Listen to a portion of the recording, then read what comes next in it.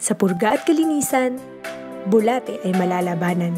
May iba't ibang uri ng bulate na nagdudulot ng sakit sa tao. Ang sakit na ito ay tinatawag na helminthiasis o parasitismo. Ayon sa Department of Health, noong 2009, may 44% ng mga bata edad 1 hanggang 5 taong gulang at 54% ng mga bata edad 6 hanggang 12 taong gulang ang mayroong helminthiasis o parasitismo. Ang sakit na helminthiasis o parasitismo ay isang kondisyon kung saan ang bulate o parasito ay naninirahan sa loob ng tiyan ng tao. Kung hindi iinom ng gamot ang taong may bulate, maaari itong maging sanhi ng kanyang kamatayan. Paano nga ba nagkakaroon ng bulate ang tao?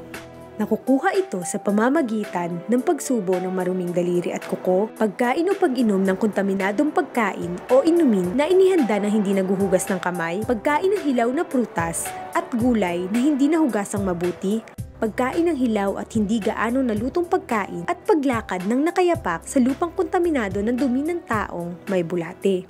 Kaya, kung hindi natin pananatilihing malinis ang ating katawan at kapaligiran, mas malaki ang posibilidad na tayo'y magkaroon ng bulate sa tiyan. Karaniwang sintomas ng sakit na helminthiasis ang kakulangan ng dugo o anemia. Maaari ring mawalan ng gana sa pagkain dahil sa pagsakit ng tiyan.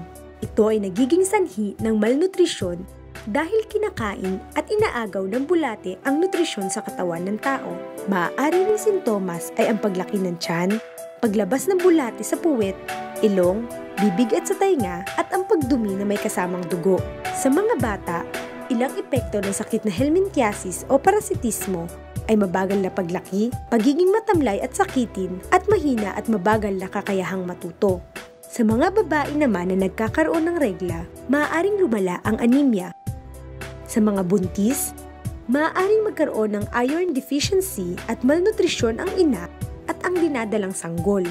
Kapag lumala at napabayaan ng sakit, maaari itong maging sanhi ng kamatayan. Ang Department of Health ay nagsasagawa ng mga deworming campaign sa mga health center kung saan ang mga bata mula 1 hanggang 4 na taon ay binibigyan ng gamot na pampurga mula sa programang garantisadong pambata na ginaganap tuwing Abril at Oktubre. Subalit, maaari ring magpapurga sa health center kahit anong araw.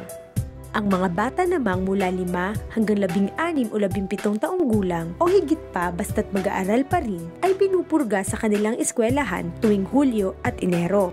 Ang gamot ay ligtas, mabisa at libre.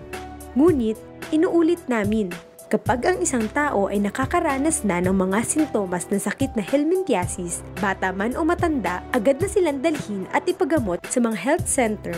At upang maiwasan ang sakit, iwasan dumumi sa lupa para hindi kumalat ang mikrobyo. Ugaliing gumamit ng tamang palikuran at maghugas ng kamay pagkagaling dito.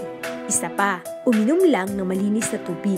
Upang makasiguro, salain muna ito at pakuluan ng 2 minuto bago palamigin. Tandaan, magpapurga sa mga health center o paaralan at panatilihing malinis ang katawan at kapaligiran. Sa purga at kalinisan, bulate ay malalabanan.